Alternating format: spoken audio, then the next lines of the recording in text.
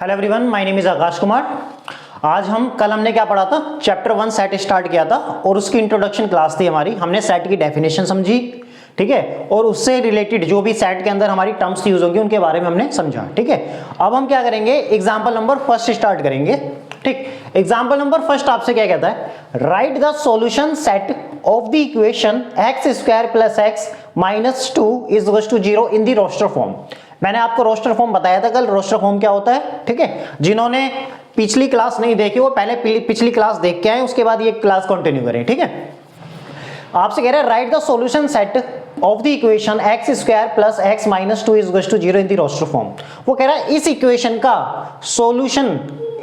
का सॉल्यूशन निकाल के हमें क्या लिखना है, सेट की फॉर्म में लिखना है, ठीक है। सेट की फॉर्म में लिखना है, और जब सेट की फॉर्म में लिखना है तो हमें लिखना है किस फॉर्म में, रोस्टर फॉर्म में।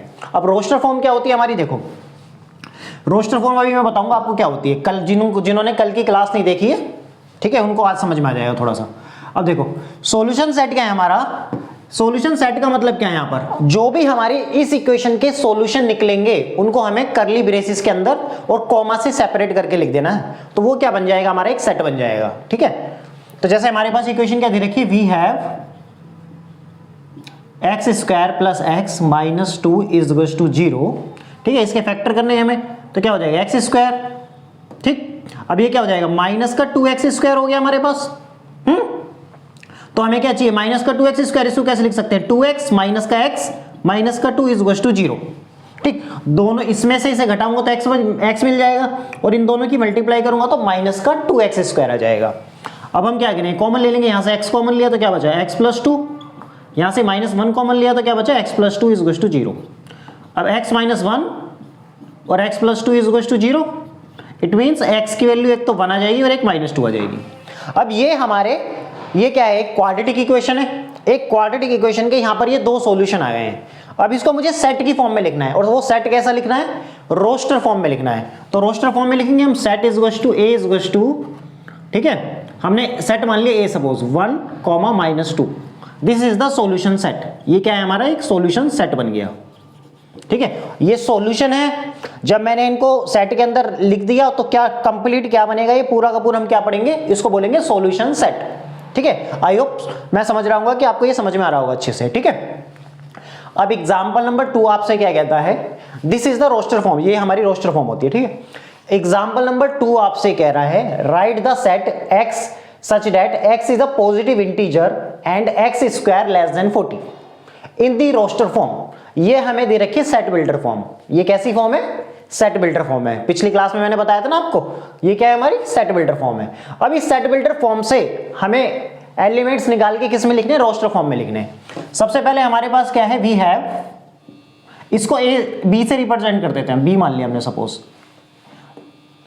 x सच दैट, इसको कॉलन बोलते हैं, x is a positive integer and x square less than 40। Positive integer क्या होते हैं, ऐसे नंबर जो 1 से स्टार्ट होते हैं, 1 2 3 4, इन्हीं को हम नेचुरल नंबर बोल देते हैं, ठीक है। अब वो कह रहा है वो पॉजिटिव इंटीजर लिखने जिनका स्क्वायर लेस देन 40 हो, ठीक है। तो यहां पे देखो, अगर मैं यहां पर रखूं 1 का स्क्वायर करूं तो क्या मिलेगा मुझे, 1 लेस देन 40, ये बात सही हो जाएगी बिल्कुल एकदम। 2 का स्क्वायर करूं तो क्या मिलेगा, दिस इंप्लाइज 4, ये भी लेस देन 40 है, ये भी बात सही है। 3 का स्क्वायर करूंगा तो क्या मिलेगा, 9, वो भी लेस देन 40 है। अगर 4 का स्क्वायर करता हूं मैं तो वो भी क्या हो जाएगा मेरे पास, वो भी सेटिस्फाई कर जाएगा इस कंडीशन को। अब 5 का स्क्वायर करूंगा मैं तो वो क्या मिलेगा मुझे, यहां पे ये भी मिल जाएगा मुझे 25 लेस देन 40, ठीक है, ये भी बात सही है हमारी। अगर मैं 6 का स्क्वायर करता हूं तो यहां पे क्या मिलेगा मुझे, 36 मिलेगा लेस देन 40, ये भी बात सही है हमारी। अगर जैसे ही मैं 7 के स्क्वायर पे पहुंचता हूं तो ये मिल जाएगा 49 और लेस देन 40, ये नॉट ट्रू, ये ट्रू नहीं है, बिकॉज 49 इज ग्रेटर देन 40, ठीक है। तो ये कंडीशन होल्ड नहीं करेगी, सेटिस्फाई नहीं करेगा, इट मींस, ठीक है। तो यहां पे हमारे 1 2 3 4 5 6 नंबर ऐसे हैं जो सेटिस्फाई कर रहे हैं, 1 कर रहा है, 2 कर रहा है, 3 कर रहा है, 4 कर रहा है, 5 कर रहा है और 6 कर रहा है। अब इन्हीं को अगर मैं करली ब्रेसिस के अंदर बंद कर दूं और इस सेट का नाम दे दूं B, this is the roster form. ये क्या कहलाएगी, मेरी रोस्टर फॉर्म कहलाएगी, ठीक है। ये हमारी क्या कहलाएगी, रोस्टर फॉर्म कहलाएगी। ठीक है, उम्मीद करता हूं ये क्वेश्चन भी आपको बिल्कुल अच्छे से समझ में आया होगा। ठीक है, नाउ नेक्स्ट क्वेश्चन की तरफ मूव करते हैं। नेक्स्ट क्वेश्चन क्या कहता है आपसे, right the set A is equals to 1 4 9 16 25 and so on in this set builder form. हमें इसमें क्या लिखना है, इसका सेट बिल्डर फॉर्म लिखना है, इसका मतलब ऐसी फॉर्म लिखनी है इसकी हमें। ठीक, अब हमें यहां पे ध्यान से देखना है, जो हमें सेट दे रखा है A is equals to 1 4 9 16 25 and so on, ये क्या लिखे, हर नेचुरल नंबर का स्क्वायर लिखा हुआ है। 1 का स्क्वायर 1 होता है, 2 का स्क्वायर 4 होता है, 3 का स्क्वायर 9 होगा, 4 का स्क्वायर 16 होगा और 5 का स्क्वायर क्या हो जाएगा 25। It means her natural number का स्क्वायर है एंड सो ऑन, ऐसे ही चलते चले जा रहा है। ठीक है, ऐसे ही आगे तक मूव करता हुआ जा रहा है हमारा। ठीक है, अब हमें क्या लिखना है, इसका सेट बिल्डर फॉर्म लिखना है। Now in set builder form, set builder form क्या हो जाएगी, ए की, यहां पे क्या है, हर नेचुरल नंबर का स्क्वायर है, तो हम लिख देंगे वो सारे के सारे एक्स आएंगे, वो सारे के सारे एक्स आएंगे such that x is a square of each natural number.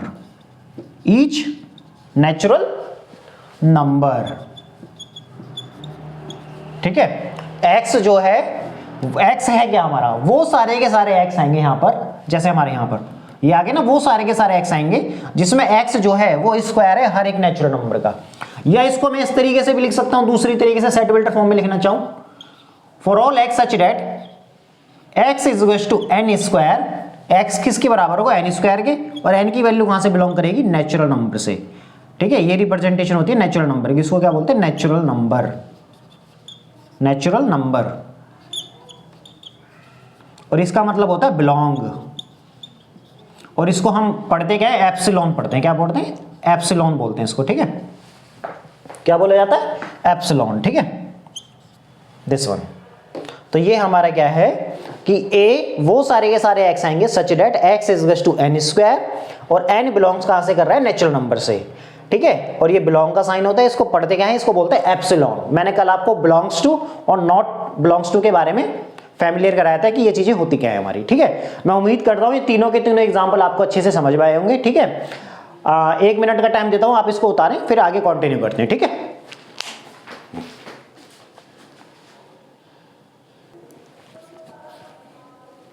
Now next question क्या है हमारे, एग्जांपल नंबर 4 हमसे क्या कहता है, देखो नेक्स्ट एग्जांपल है example number 4, right the set 1/2 2/3 3/4 4/5 और 5/6 और 6/7। उसको हमें सेट बिल्डर फॉर्म में लिखना है। किस में लिखना है, सेट बिल्डर फॉर्म में। तो सबसे पहले इसको, इस सेट को हम ए से रिप्रेजेंट कर देते हैं। ए इज इक्वल टू 1/2 2/3 3/4 4/5 5/6 और 6/7 ये दे रखा है हमें। अब यहां से हमें देखने से क्या पता चल रहा है, अगर मैं इसको थोड़ा सा समझूं तो 1, इस 1 को क्या, इस 2 को कैसे लिखा है उसने, 1 + 1, इस 1 को तो लिखा और उसमें 1 जोड़ दिया। इस नीचे 3 कैसे लिखा है उसने, 3 कैसे लिखा होगा, 2 में 1 जोड़ दिया। ठीक है, 3 यहां पे 3 है तो यहां 4 कैसे लिखा होगा उसने, 3 यहां लिखा, इस ऊपर वाले में 1 जोड़ दिया तो नीचे वाला लिख दिया, ऐसे ये लिखा होगा। 4, तो 4 से 5 कैसे बनाया होगा उसने, 4 + 1 करके बनाया होगा। ऐसे 5 से 6 कैसे बनाया होगा, 5/5 + 1 करके बनाया होगा।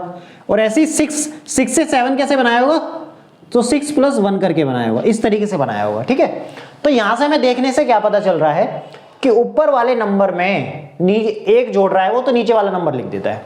तो इसको सेट बिल्डर फॉर्म में अगर लिखें तो हम कैसे लिखेंगे, in the set builder form A set क्या हो जाएगा, एक्स फॉर ऑल एक्स, वो सारे के सारे एक्स आएंगे such that x is equals to, क्या लिख देंगे हम, n/n+1।